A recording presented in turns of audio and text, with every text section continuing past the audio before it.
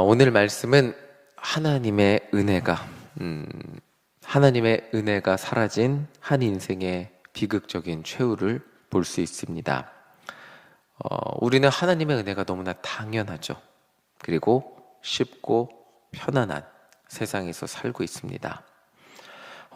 조금 더 냉정하게 말하면 하나님의 백성으로 살아가면서도 죄에 대해 편하게 생각하고 살아가고 있고, 인생 편하게 하나님의 뜻과 나의 뜻, 세상과 하나님, 죄와 하나님의 은혜, 이 가운데 나에게 편한 것을 때때로 취사 선택하며 살아가면서도 그것을 편하게 여기며 살아가고 있습니다. 인생 편하게 나를 위해 살아도 하나님의 사랑과 은혜는 여전히 변하지 않고 나를 용서해 주시고, 우리에게 하나님은 이런 분이잖아요. 잃어버린 아들이 돌아오기만을 간절히 기다리시는 크신 그 하나님의 은혜와 사랑을 생각하며 신앙생활을 합니다. 이 말이 틀리지 않습니다. 우리는 예수님의 십자가 은혜로 구원받았고 여전히 죄인이지만 십자가 은혜 가운데, 그 그늘 가운데 예수님의 이름으로 기도하며 구원받은 하나님의 백성으로 죄를 지으면서도 십자가의 은혜 가운데 살아가고 있습니다. 하나님의 사랑은 예수 그리스도, 독생자 예수 그리스도를 이 땅에 보내주셨고, 예수님의 나를 위한 그 십자가 사랑을 믿기만 하면 우리는 구원받을 수 있습니다. 그런데 이 모든 것이 하나님의 전적인 은혜라는 것이죠. 지금 우리는 이 은혜가 너무나 당연해 보여서 공기와도 같이, 예수님을 믿고 구원받은 우리는 이 구원받은 은혜가 마치 공기와도 같이, 이 우리가 숨을 쉬는 이 세상의 산소와도 같이 느껴질 수 있겠지만, 하나님의 은혜가 없다면, 만약 나의 삶에 하나님의 은혜가 없다면, 그렇게 하나님의 은혜 없이 마지막을 맞이하는 한 사람의 예를 통해, 그 한 가정의 예를 통해 하나님의 은혜가 나에게 없다면 얼마나 그 마지막이 비참한지 오늘 말씀을 통해 보게 됩니다. 블레셋과의 전쟁이 시작됐죠. 사울왕은 블레셋 군대를 이기고자 하나님을 찾았어요. 아무리 열심히 하나님을 찾아도 하나님은 그 어떤 곳에서도 응답해 주시지 않았어요. 하나님이 금지한 죽은 자를 만나는 그 주술적인 방법을 사용해서 죽은 사무엘과 대화를 해봤음에도 불구하고 블레셋과의 전쟁에서 이길 방법을 찾지 못했어요. 그저 너는 내일 죽을 것이다, 이 말만 들었어요. 오히려 사울왕은 하나님 앞에 죽은 자를 찾는 그 더 큰 죄를 지을 뿐이었어요. 이 전쟁이 마지막이 됨을 깨달은 사울왕은 온몸에 힘이 빠져 밥 먹을 힘조차 남아있지 못했죠. 이것이 하나님의 은혜가 사라진 한 사람의 마지막을 향하는 모습이라고 할 수 있습니다. 사울왕을 통해 하나님의 은혜가 없는 한 사람의 마지막으로 향하는 그 모습은 삶의 의욕조차 찾지 못하는 그런 모습임을 보게 됩니다. 우리가 아무리 인생을 살아가며 온갖 좋은 것과 부귀와 영화를 누린다 할지라도 그것은 순간이죠.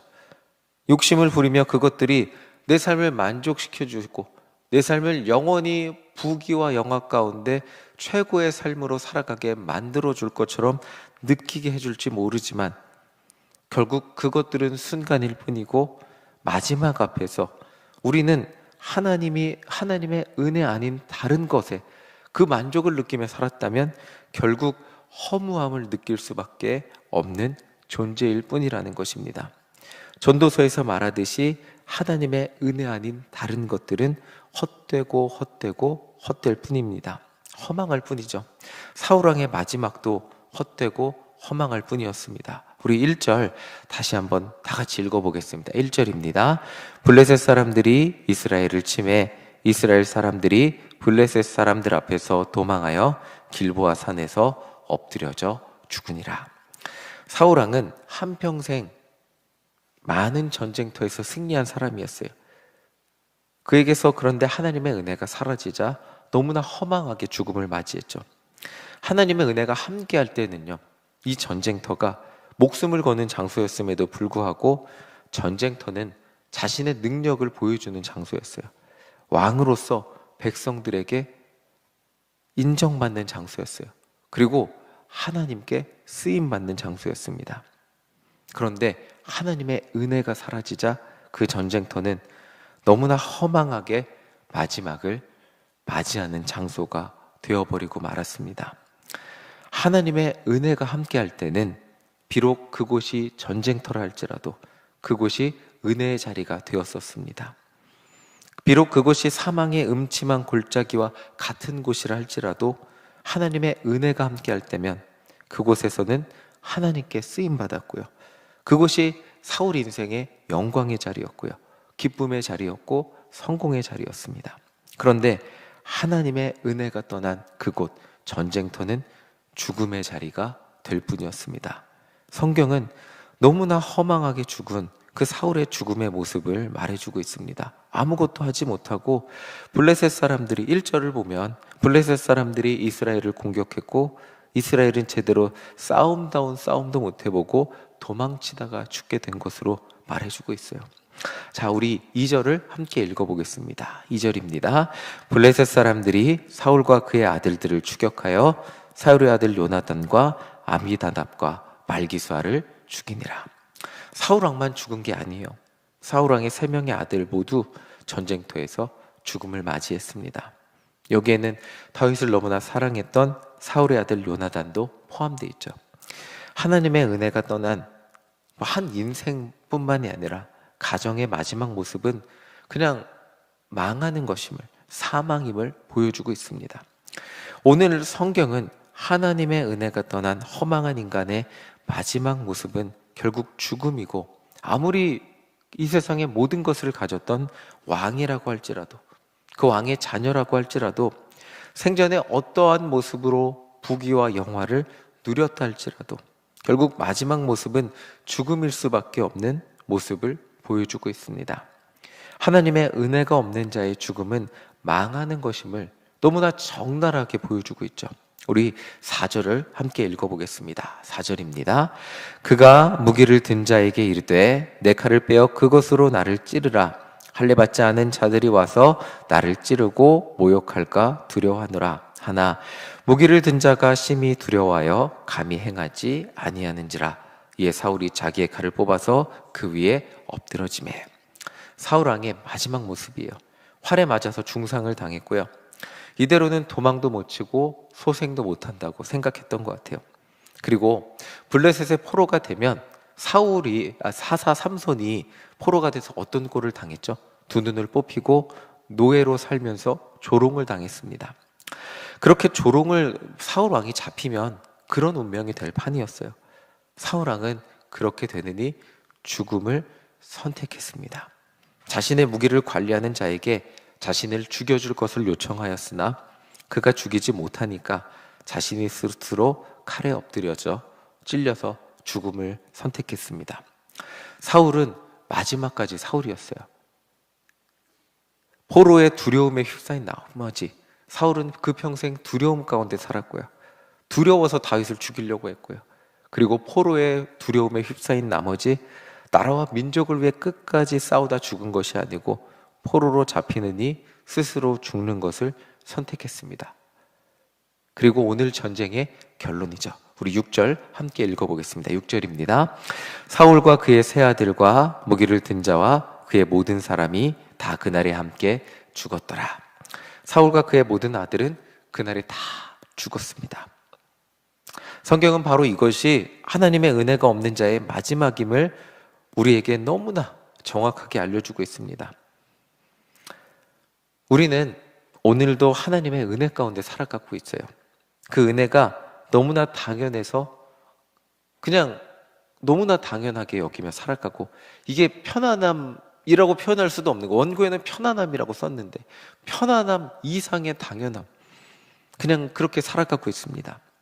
그런데 우리에게도 저 십자가의 사랑이 없었다면 우리도 시기만 다를 뿐 모두 이 사울과 같이 멸망할 수밖에 없는 운명으로 살아갈 수밖에 없는 허망한 존재였을 뿐입니다.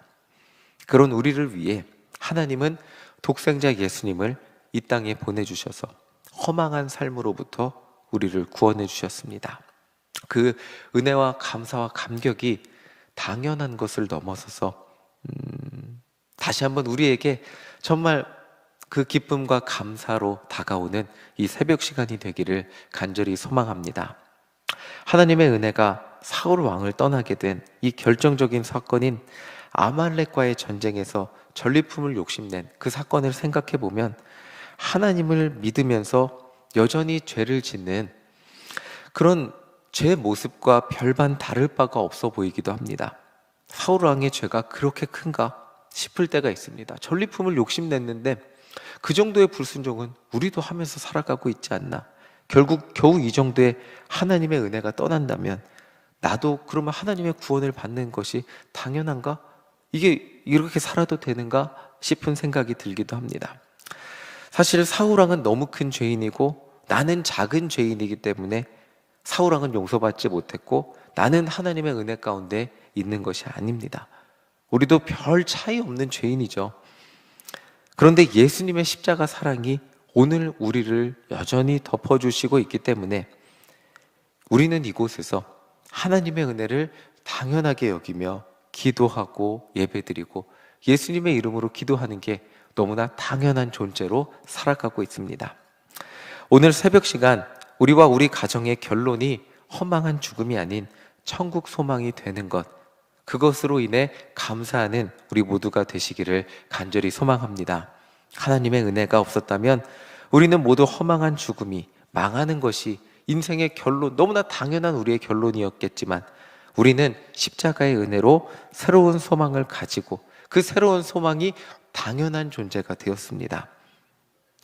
그런데 아직도 여전히 하나님을 모르고 하나님의 구원의 은혜를 누리지 못하고 있는 그런 가족이 있다면 그들의 구원을 위해 기도하시는 우리 모두가 되시기를 간절히 소망합니다.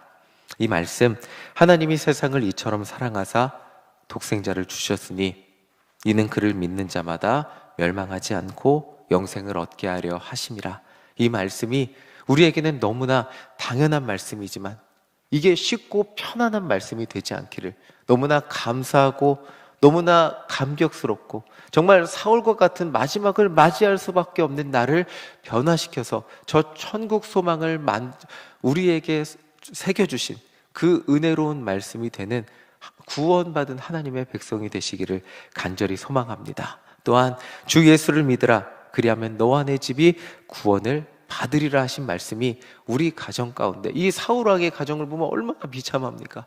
이렇게 모두 멸망으로 끝나는 것이 아니라 우리 가족이 함께 있을 때 저 천국 소망을 누리며 하나님을 바라볼 수 있는 그런 가정이 됨을 기뻐하며 감사할 수 있는 우리 모두가 되시기를 간절히 소망합니다. 아직 하나님을 모르는 가족이 있다면 그들의 구원을 위해 애통해하며 정말 멸망이 아닌 천국 소망으로 함께 누리며 기뻐하며 감사할 수 있는 가정이 될 수 있도록 이 시간 그 가족의 구원을 위해 간절히 기도하는 우리 모두가 되시기를 간절히 소망합니다. 주 예수를 믿으면 분명히 우리는 사울 왕과 같은 최후가 아니라 정말 하나님이 주신 그 천국 소망을 가지고 하나님이 주신 은혜가 당연하게 여기며 살아가는 하나님의 자녀, 하나님의 백성이 될 줄 믿습니다. 아멘.